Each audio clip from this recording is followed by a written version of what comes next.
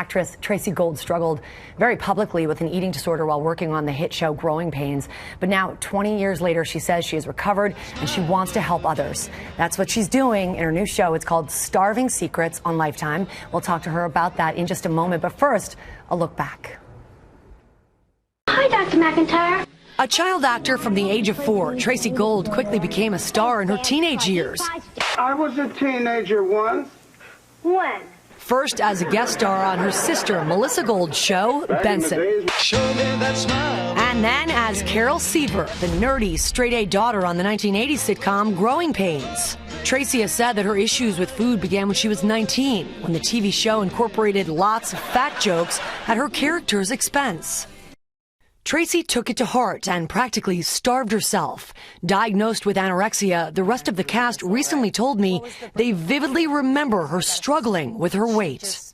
What was the breaking point for you that you said, you know what, I've got to say something? She just looked so sick, and I was just afraid she wasn't going to make it. Did you speak to any of your castmates about it? We were all really worried about it, but I felt very maternal. Now Tracey is using that experience in a provocative new show called Starving Secrets. She's intervening to help save lives, and in the process, showing others just how serious eating disorders really are. And Tracey Gold is with us right now. Welcome to Good Morning America. Thank you so much. I'm glad to be here. How are you? I'm great, absolutely great, and excited to share the show with you guys. You were telling me this summer, or earlier this fall, when we saw each other and the entire cast, that you were feeling really fulfilled by this project. What made you seek it out? Oh, it's such a passion project of mine.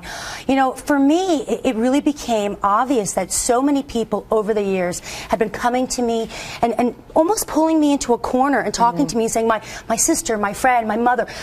And there was almost like a secret and a shame to it. Right. And I wanted to shine a light on it. And I wanted to kind of show people what it's really like, and also de-glamorize it. Show it in the lonely, sad, isolating kind of way that it truly is. Hard for you, though, to constantly have to regurgitate your experience? I thought it would be harder than it was. It was actually cathartic and helped me. I think every time I help somebody else it strengthens me. Do you ever worry that do you ever feel the No. demon, so to speak? I consider myself recovered, and I think that's an important thing to say, because then it's not like you're a crutch, that if things go wrong in life, and things are going to at points, right, that you don't fall back on that. And I feel strong and really secure in it. Well, you look great. Thank you. Let's talk about the show specifically. We're going to look at a little clip. Okay. It's Starving Secrets, and this is Melissa? Yes. Okay, let's take a look.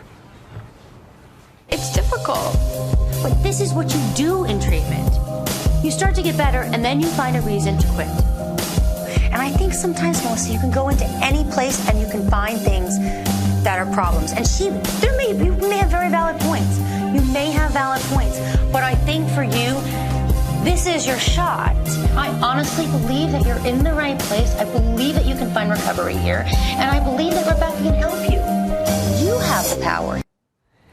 It's got to be so hard to watch these girls struggling, and she'd been through a couple of different. She was interesting because she'd been in and out of treatment, and she had always come up against insurance kicking her out after 30 days, and so I had a lot of empathy for that, and really, wanted to help her, and kept reassuring her that's not going to happen. You're going to get treatment longer than 30 days. Right. It got around the 30-day mark, and she started to resist treatment, and I don't think she knew what to do once she got to that place in treatment. And I was like, no, you can stay. Don't find problems wrong with the treatment. Continue. And I think once she did, she got over that hurdle, she was able to find success. Do you feel like that you've got one? She absolutely did really well. I'm super proud of her. What was the secret to your success? Because it was a struggle for a while. Oh, it was such a struggle, and it took a really long time, and it wasn't an overnight thing, but I really believe that I got sick and tired of being sick. Would anorexia have killed you?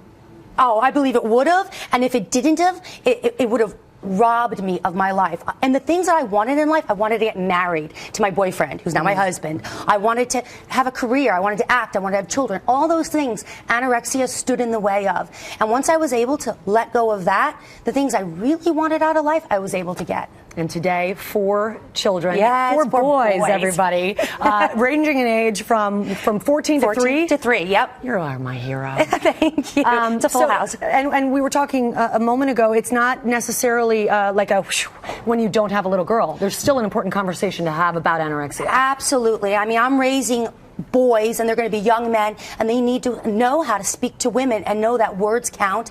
And we kind of have a saying in our house that, you know, it's like the F word's bad, but the F word also means fat. And you don't say that in the house. Right. You know, you just don't throw around things, and people, you don't know how your words are going to affect somebody else. Yeah, because it was words that started Absolutely. you Absolutely. in the cycle. Tracey Gold, love having you here. Thank you Such a so great much. girlfriend. Everybody, please check out Starving Secrets, the premiere on Lifetime, December 2nd at 10 p.m. Great to see you. Thank you.